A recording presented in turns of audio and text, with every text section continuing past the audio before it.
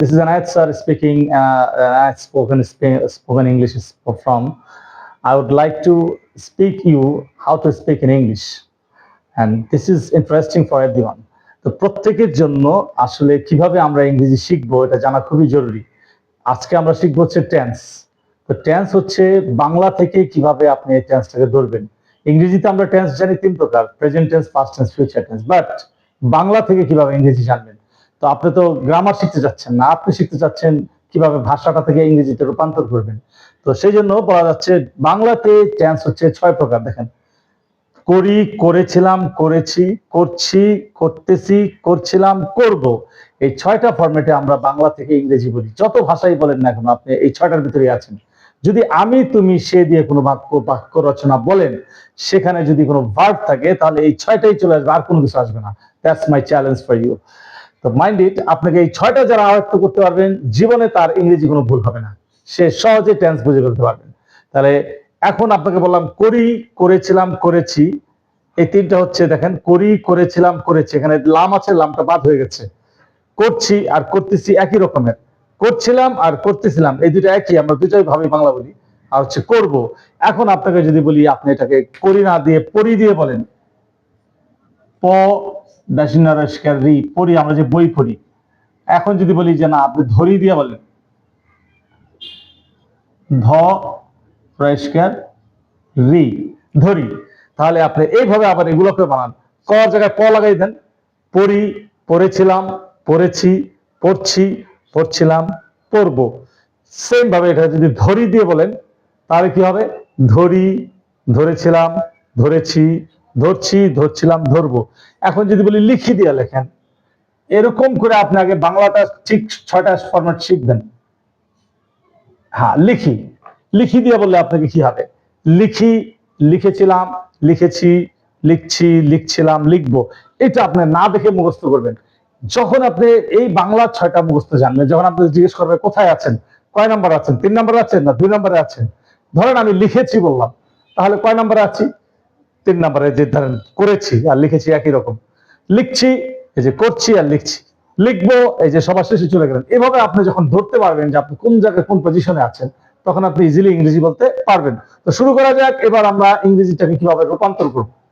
তাহলে আমরা টেন্স জেনে গেলাম। এই টেন্স হচ্ছে 6টা দিয়ে আপনি সমস্ত বাক্য বানাবেন। এখন এইটার অনুযায়ী আমরা অন্য বাংলাগুলো বলি। করি, ইংলিশ হচ্ছে ডু। তাহলে কে করে? আমি করি, আই ডু। শেষ। এবার করেছিলাম, আই ডিড। 6টা মুখস্থ করে ফেলবেন। করেছি, অবশ্যই একটা হ্যাভ লাগবে এখানে, করা তো শেষ।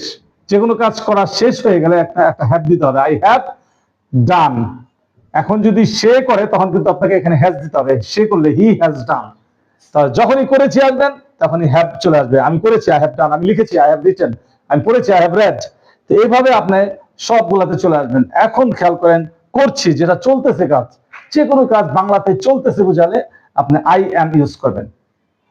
I am, I am doing, আমি করছি। তাহলে এই ডুইং শব্দটা আপনার 2বার চলে আসবে। ডুইং, এই দেখেন, আমি করছিলাম, I was doing, I was doing। ওকে, একটা ফ্রন্টটা বড় করে নেবেন যাতে ক্লিয়ার বোঝার জন্য। করব, I will, এই সব সময় করব, খাবো, যাব, আপনার সব ডু চলে আসবে। এইভাবে যখন আপনি 6টা বাক্যকে বারে বারে বলবেন, 5 বার করে প্র্যাকটিস করবেন রোজ, তাহলে আপনি অন্য ইংরেজিগুলো সহজেই বলতে পারবেন। মাইন্ড ইট, এভাবে ছাড়া কিন্তু আপনি ইংরেজি বলতে কখনোই পারবেন না। এখন আমি জিজ্ঞেস করলাম করেছি, আপনি পরীক্ষা নিলাম, করেছি, কোথায় আছেন? I have done.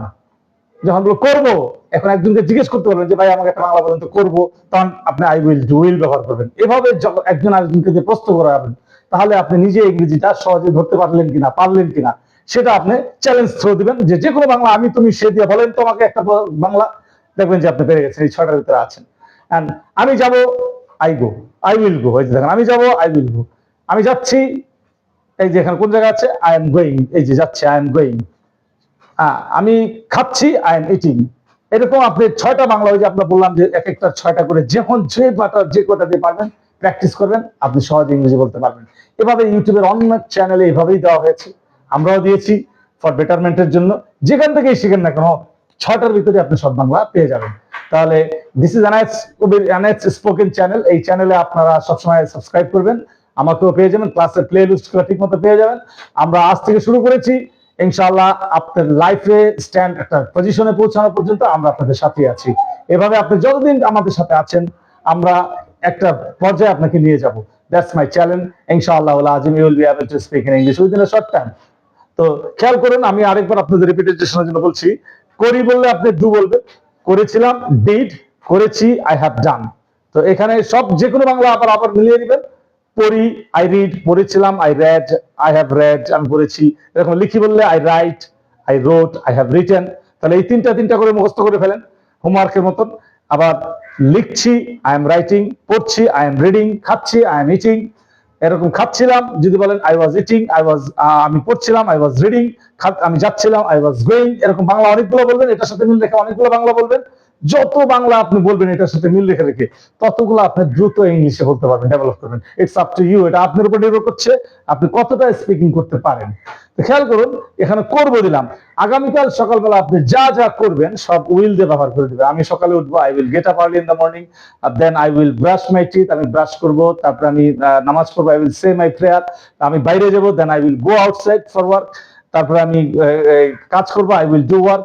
এবার আপনি যা যা বসাবেন উইল দিয়ে সব করে ফেলবেন, তাহলে এটা ফিউচার ফর্ম চলে আসলো।